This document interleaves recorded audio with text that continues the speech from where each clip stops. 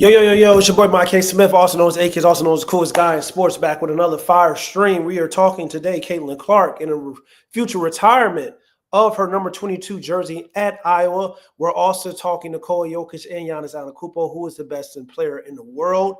Is that really a conversation? And we're talking about the Denver Nuggets. Are the Denver Nuggets going to trade Michael Porter Jr. for either Zach LaVine, Brandon Ingram, or potentially the Brooklyn Nets? We're talking all those things, but let's get into it.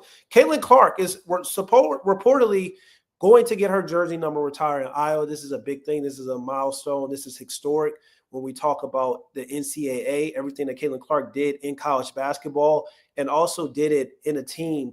When we think of the women's game that is not known for being a powerhouse, we know that Iowa, according to like other small low Division I schools, or is a big school. I'm not going to say that it's not. It is a good college football program as well. But when we think of college women's basketball, we don't think of Iowa. We think of UConn. We think of South Carolina. We think of Stanford. We think of USC. We think of Notre Dame. We don't think of Iowa when we think of the top recruits going to play for in the college game on the women's side. So when we talk about what Caitlin Clark did and being from Iowa, being from the Midwest, and able to go and make the Iowa Hawkeyes a national powerhouse into almost, even though she did not win a championship, but to have them make two championship appearances, even though they did not win, it's remarkable. And also contributes to some of the hate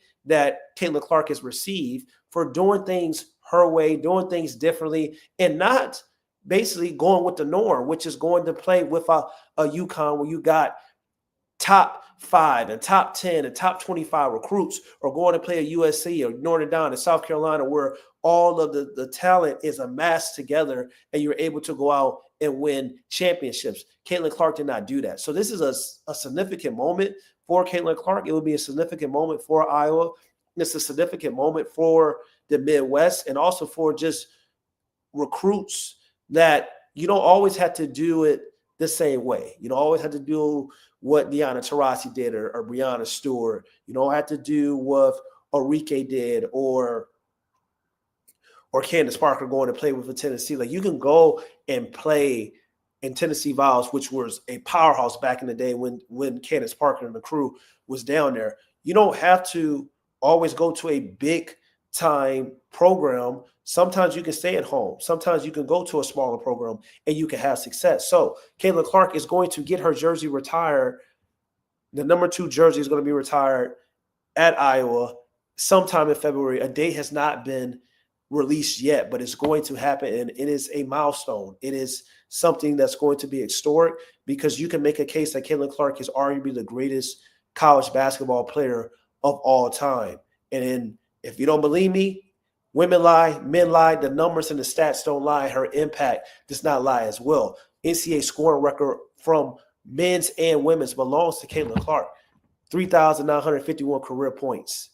She surpassed Pete Maravich and Kelsey Plum on both sides, the women's side and the men's side. That's what she did at her time at Iowa. National Player of the Year consecutively, back-to-back. In 2020 to 23 season, 2023-24 season, back-to-back honors.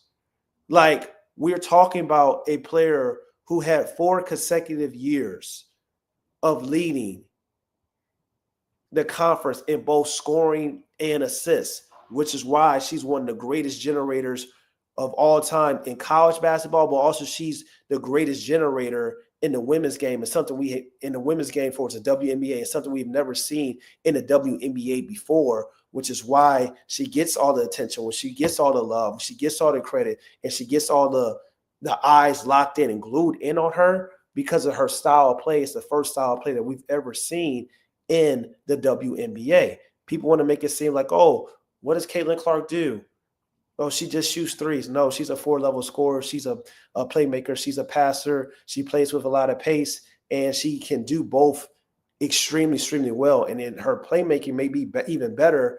Her playmaking is better than her scoring, and her scoring ability hasn't really caught up to the college level into the WNBA, which I believe eventually is going to happen. So when we talk about Caitlin Clark and the things she's accomplished at Iowa, it is a very, very, very big deal. Like 3 straight Big Ten tournaments, back-to-back national, big three straight year. It was 3 Big Ten tournament titles in a row, 2 straight back-to-back national championship game appearances. She beat an undefeated South Carolina team, and she lost to the LSU in the national championship game. Like, some of the things that this young woman accomplished in college was really pressure. It was really like, yo, I'm really the chosen one. I'm really her. I'm unstoppable. I'm unguardable. And I'm the best player in college basketball, even though I did not win a title. And people would love to talk about, oh, well, how can she be the best college basketball player of all time if she never won a title? I'm sorry to tell you, sometimes when you play a sport, normally the better team wins. Caitlin Clark wasn't even supposed to be there. Iowa wasn't even supposed to beat her, but she was so great. She was so impactful. She was so dynamic that she was able to take her team to back-to-back NCAA title appearances without a top 10 to 15 other player on her team. It's not like she was playing with a stacked deck, and that means something. And you have to give credit when credit is due. Like, she was, once again, the first player in Division I history to lead her conference in both scoring and assists in 4 consecutive seasons. She was impactful from day one. And it's crazy because watching her as a freshman and watching her as a senior, and then she went off to become the first overall pick with the Indiana Fever. Watching her as a freshman, I instantly knew that she was going to be the chosen one. And people were talking about Paige Beckers, and that was when, and Paige had the engine. She had the UConn. She had the machine. And Paige is extremely gifted. She's extremely talented, and she's going to go to the WNBA and do some great things. But Caitlin Clark didn't have a machine. She's a byproduct of her game first, then likability, then the marketability, then the eyes. Like, everything that people love Caitlin Clark about and want people to remember. And I always bring this into a lot of attention. When we talk about Caitlin Clark, the first thing we're talking about is the game first. All that other stuff is separate. And that's what I love about Caitlin Clark and love what she's doing. And even she's working out, and she's working on her weaknesses, as we can see in the social media highlight with the Indiana Fever, her working out with Coach Stephanie White, how one of her weaknesses was she needed to get stronger. She needed to be able to absorb contact. She needed to be able to put on muscle. As you see some of her before and after pictures, Caitlin Clark has more muscle mass. She's going to be able to draw more fouls. She's going to feel more comfortable tacking the rim and going through defenders. Being a generator, you have to be able to get to the rim, draw fouls, and be comfortable with absorbing contact, which is, i.e., like James Harden. James Harden is one of the best generators of all time, shooting the ball, passing the ball, but he's also one of the best at drawing fouls and getting to the rim and taking contact. Also, Luka Doncic, another player. And Caitlin Clark, for her to keep developing and elevating her style of play, gaining more muscle, drawing contact, drawing fouls, getting to the rim, being comfortable with getting bumped and hit and having some bruises and be able to get up and keep it going and not really complain about it or not really allow that to knock her off her game like some of the times during her rookie season, is going to better her future and going to make her an even more dangerous player going forward. So she's all about the game. So the jersey retirement is going to happen once again in February. This is a big moment. She will be there. A lot of people will be there in attendance. It's probably going to be the biggest, probably, stream game, even though she's not playing. But a lot of people are going to be in attendance for Caitlin Clark when her jersey retires in 2025 in February. Don't know what the date is going to be, but it's going to be very, very special. And ESPN came out and they broke down their top 5 Caitlin Clark moments for her career. Let's watch it. So since we're talking about I'm going to take it on my mic. I see it. Caitlin Clark and everything that she has done in this game, we thought we'd do a little top of the top, her top historic. It's probably going to take us to the end of the show from her career. Yeah, we're just going to another one. Another one. We're starting with this. She hits the three at the buzzer to upset number 2 Indiana in this one. She's done this multiple times. She's done it with a step back, but this drifting maybe a double team. Look at Rebecca Lobo. Can't believe it. Their reaction. Number 4. I mean, we got to have another buzzer. This is the one I'm talking. That's what I be talking about that dog in her, that energy. I love all that shit. That reminds me of that Mamba mentality, Kobe Bryant, Allen Iverson. That's that old school basketball where, like, you're hitting, you're making big shots, and you're going to let the crowd know it. You're going to let the opposing team know it. I love all that. That's competition. You got to talking about against Michigan State. Great defense there. And then did you see her defender? Double team? That's just a ridiculous shot. Look at her defender afterward. Like, she puts her hands come on her knees. man. So I'm saying, is retiring her number even enough? Is there something more we can do? Rename the capital of Iowa Clarksville. There you go. Number 3. This is when she went off, Brian, scored 41 points in the Final Four to help Iowa take down undefeated South Carolina en route to getting Iowa to the. This should have been number 1 to me. This should have been score 41 points in a win against an undefeated South Carolina team, a team that was supposed to win the national championship. This game, if you watched it, was one of the greatest college basketball games of all time. Championship game. They eventually lost to LSU, but like it says, oh yeah, can you hear me now? Yeah, that's what you love about her, the fiery nature. Number 2, Clark breaks the women's all-time college scoring record. I love they commemorated this on the floor with a sticker, and everybody came and took photos of it, like even the visiting men's teams. It was a controversy, you guys remember, because the team congratulated her before the game. Yeah, that's right. And then wouldn't have done it. We got number 1 here. I'll fight Andre on it. This is when she breaks Pete Maravich's record for the most points in men and women's Division I history at the free throw line against Iowa State. The record had been held for 54 years, and Caitlin Clark was able to surpass that in her college career. Pretty incredible. She's taken the world by storm, and that included the WNBA All-Star Game. Players were out there competing, and fans showed up to watch it. Look at this. An average audience of 3.44 million viewers, making it the largest. She's different. She's different. She's different.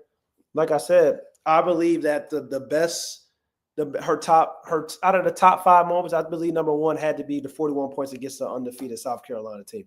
I think that should have been the number 1, even though I know breaking Pete Maravich's record, which is something that hasn't been done in a very, very, very long time. Probably we won't never see it happen again. Most likely, I know Juju Watkins may have a chance, maybe, but it depends. She got to stay healthy, and she also got to produce big games and go on deep runs in the postseason when we talk about the NCAA March Madness tournament as well. But it was phenomenal. It was special. That's why she's getting her jersey retired. And all credit goes out to Caitlin Clark and the things she accomplished. And it's always good to take a step back and look at the past and look at the things that not just a player may have accomplished, but also look how far she has came and how far she's going to go as well. And it's extremely, extremely important. Now, let's change the subject here. Let's talk about some NBA basketball because we got a generator, you could say, a one-on-one talent, a point center, something that's never really been done in the NBA before until he came along and emerged on the scene. And kind of analytics first person that why analytics goes so hard for Nikola Jokic. He's her first player that analytics really, really got right and really told people like, yo, this guy is special. He's coming. He's coming. He's different. And all shout outs to all those guys because a lot of times when people talk about analytics, it's always a negative commutation that centers around analytics. And for various reasons, whether it's overkill sometimes, but at the same time, you have to give credit when credit is due. And Nikola Jokic was that first player that the analytics folks got right and have hit a home run on and is a generational type of talent with the Denver Nuggets. But is he the best player in the world? It's between Nikola Jokic. It's between Giannis Antetokounmpo. I made a thread on Threads, AKIS NBA. Follow me on all the social media platforms, talking about how Kobe Bryant and LeBron James were the last ones of their kind for player eras, really dominator era. Because I feel like team-centric offense, similar play styles, analytics has created like more teams will want to play the same way. Also, the emergence of Stephen Curry and the Golden State Warriors, that for a team-oriented, team-centric style of play, it makes sense for you to pass the ball around the perimeter and have three-point shooters, and three is more than twos. And also with the new CBA and the tax apron, where it's hard for you to even keep talent that you even drafted. Eventually, you may have to get rid of them. All that is going to add and increase the parity of the league, which is why I feel like even though Nikola Jokic is great, Nikola Jokic is fantastic, I don't think he's going to be – I don't think there's going to be known as the Jokic era, because to be known as an era, you have to win several championships. And we're in this era right now where it's a lot of parity, team-centric offense, analytics, and similar play styles. And you're looking at teams like the Boston Celtics. You're looking at teams like the Giannis Antetokounmpo and the Milwaukee Bucks. You're looking at the Denver Nuggets.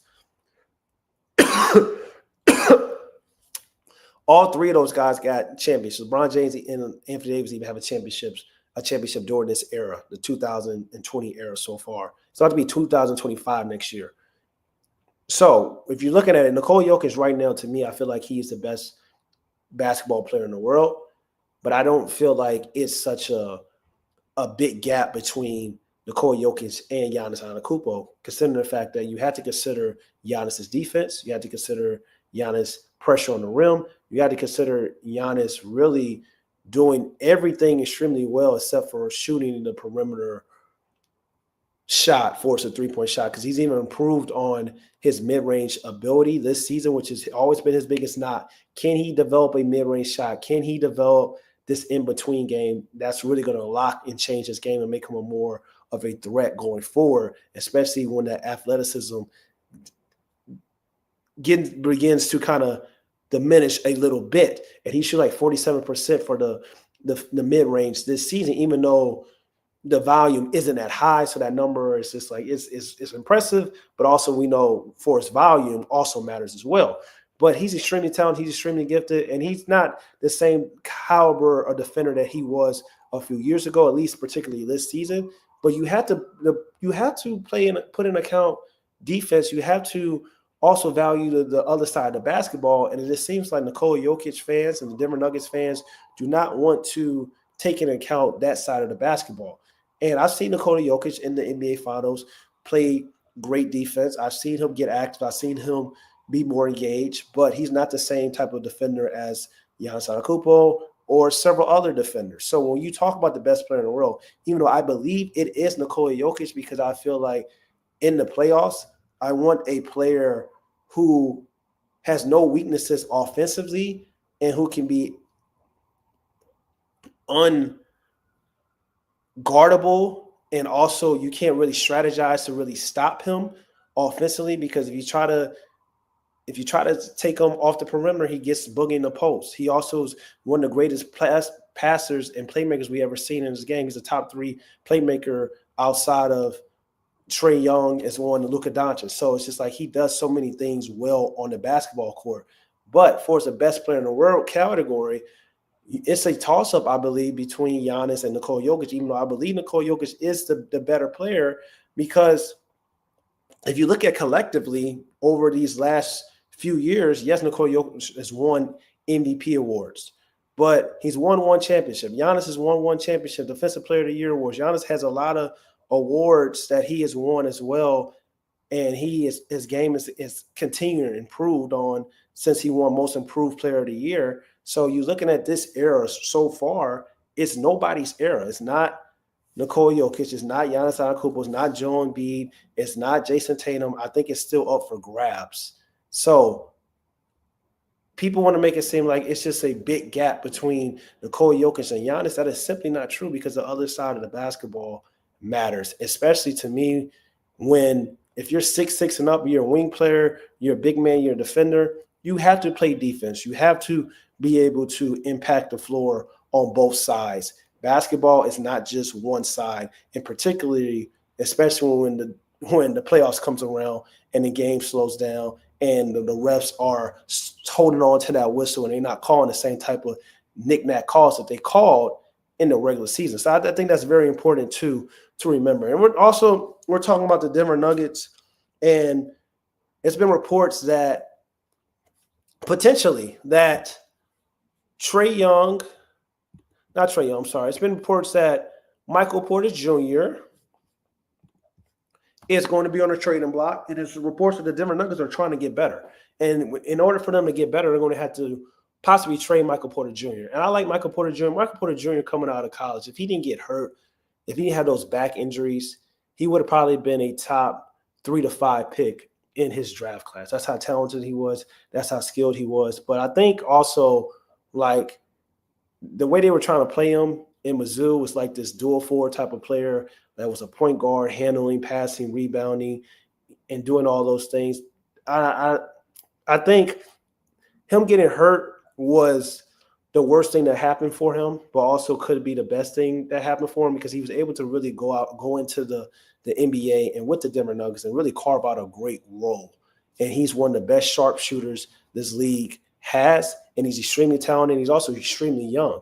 I think he can still be a valuable core piece and core member on the Denver Nuggets, but it's just like with the tax apron, Denver Nuggets being in a small market, they have to do something, and that's going to have to include Michael Porter Jr. if they want to get better, if they want to maximize Nikola Jokic's prime and window and championship window, because we know a championship window can be gone just like that. And one of the moves is Zach LaVine. I've been very high on Zach LaVine. Zach LaVine is one of the most talented players, a top 10 talent, I believe, in this league for his like overall skill set and just be able to do things on the basketball court. I call him a super hooper, extremely uber athletic, but also extremely skilled and can score in a variety of ways and has that pureness in his game that he can go off for 40 at any given time. Now, with the injuries, that's been a concern with Zach LaVine, as well as him not being a true number one option with the Chicago Bulls, even though he was an all-star with the Chicago Bulls being the number one option.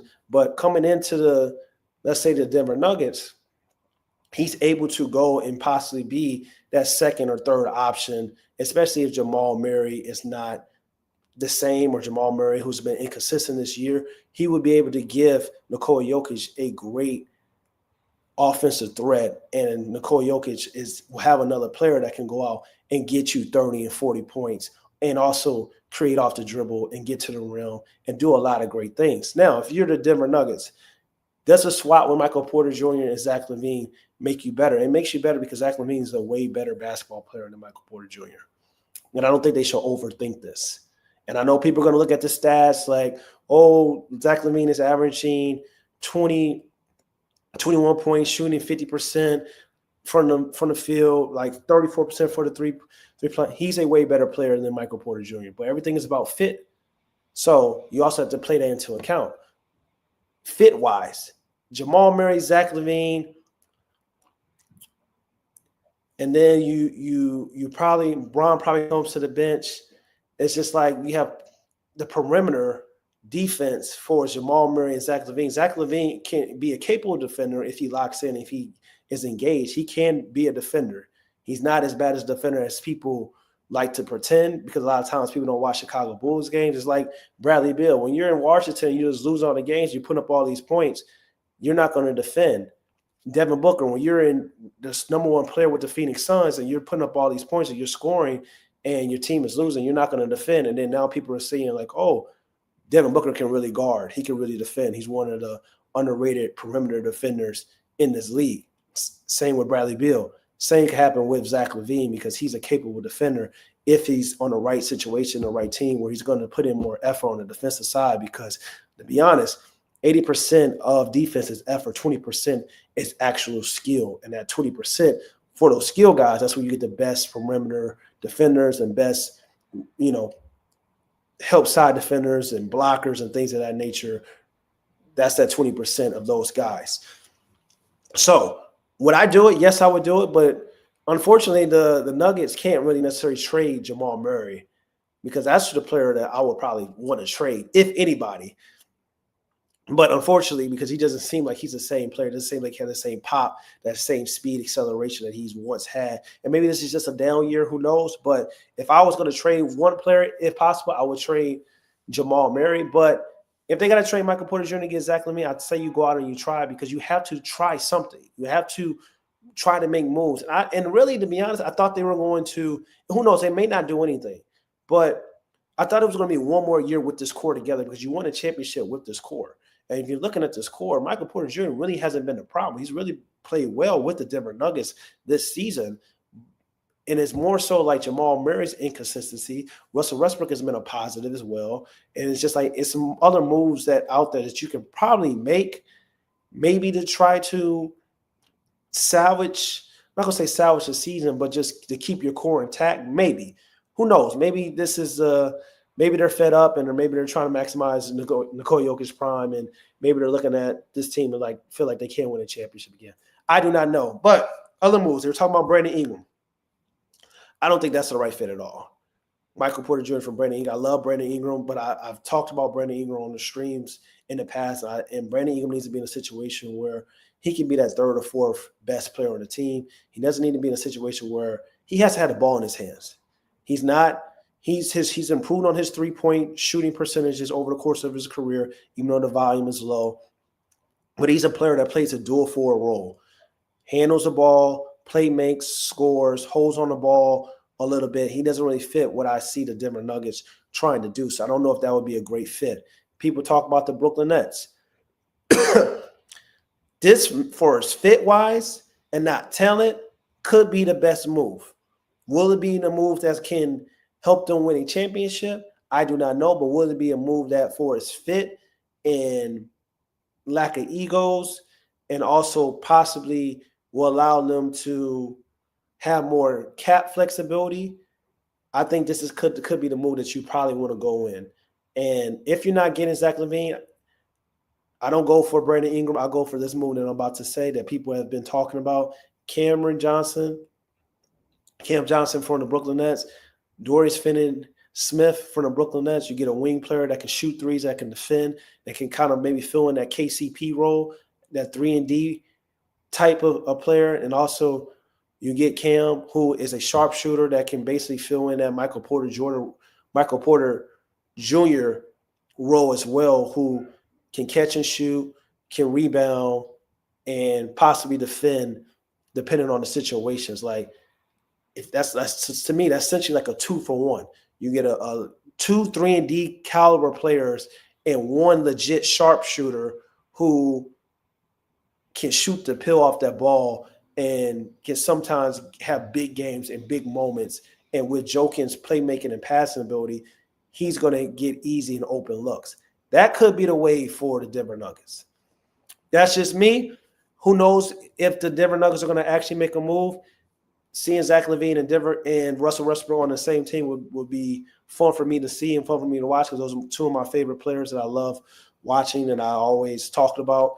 And I feel like people have kind of forgotten how talented and skilled they are and gifted they are, especially Russell Westbrook. It seems like it's crazy how neither of the Los Angeles teams could figure out how to best utilize his skill set. I'm happy he's having success right now in Denver. It's early on, though. We still got to wait and see. But still, that's very exciting. And last but not least, I want to talk about, because we're going to stray and we're going to talk about it all. We're going to talk about, we're talking about the WNBA, of course, we're talking about the NBA, but also I love talking about movies and analyzing movies. And there's a big movie that's coming out, Superman.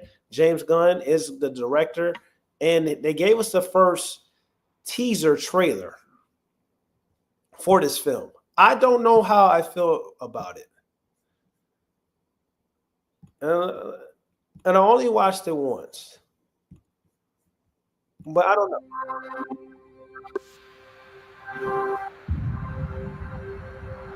But James Gunn is that dude. He's that guy.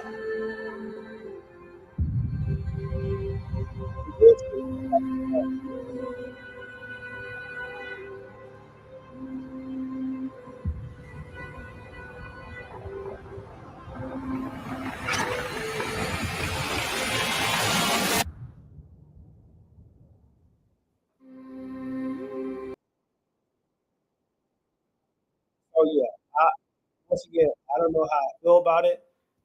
Maybe it's the coloring. The coloring grading is kind of looking off. It looks kind of like very, very bright, like very blue. Looks a little weird to me. But I loved seeing Superman flying extremely high. I love the look up part of the film. I love seeing Lois Lane and the magazine company. Like that was very cool. And I'm very interested to see how the actual trailer is going to look tomorrow. But it's going to be very interesting. We know Batman was incredible. The first Batman, Matt Reeves gave us a masterpiece, like really gave us a masterpiece. So this is kind of like the second big film that everybody is expecting and wants to watch. And this is kind of, well, this is the first James Gunn. This is the first James Gunn movie that is going to set his universe. And we know Matt Reeves, that's a different universe. Who knows if that's going to be a part of James Gunn, if they're going to emerge in a line. I do not know. I think that's going to be separate. I think they should leave it separate. But James Gunn came out and said that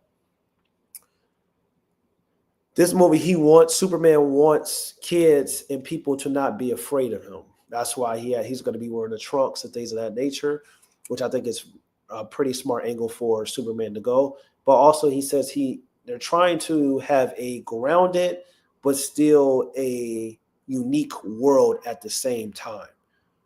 When I heard him say that, it's like sometimes I feel like grounded means like real life. Like it can happen in this reality, in this world.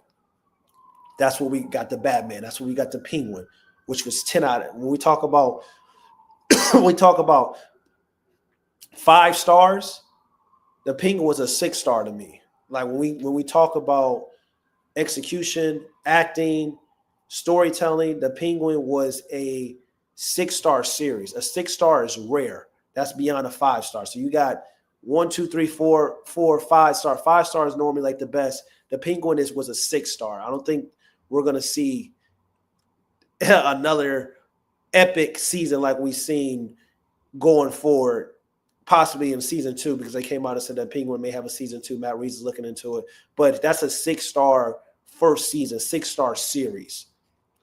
That's beyond. It blew beyond expectations, and it's going to win a lot of awards this year. But that was something that was mind blowing. It was epic. It was like you had to be there. Like this movie, him saying that he wants to have it grounded, but also have this, this world as well, a Superman world. It's going to be interesting because normally it does not work. You either have to have a grounded comic book movie or you have to have a fantastic comic book movie. Sometimes it doesn't. Hardly it ever works when you can merge both. Like synonymously, like you can merge a grounded and fantastic and have this beautiful movie. That's my biggest concern with this Superman, with James Gunn, when he said that. And who knows? Maybe he can pull it off. He's one of the greatest directors ever. Guardians of the Galaxy was an epic movie, but he said like it's comedy in Superman, but it's not the same comedy as Guardians of the Galaxy, which makes sense. But I hope he's not trying to do too much. That's my biggest concern with the Superman teaser trailer and also going forward with Superman. But who knows? We will see what's going on and what's going to happen. But I thank y'all for tuning in. It's your boy, Mike K. Smith, also known as A-Kiss, also known as the coolest guy in sports. Make sure you like, comment, and subscribe. Also follow me on A-Kiss NBA.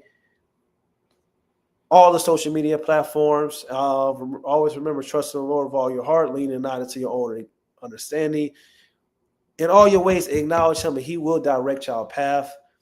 Hope y'all have a happy holidays. Stay blessed, stay true, always be real.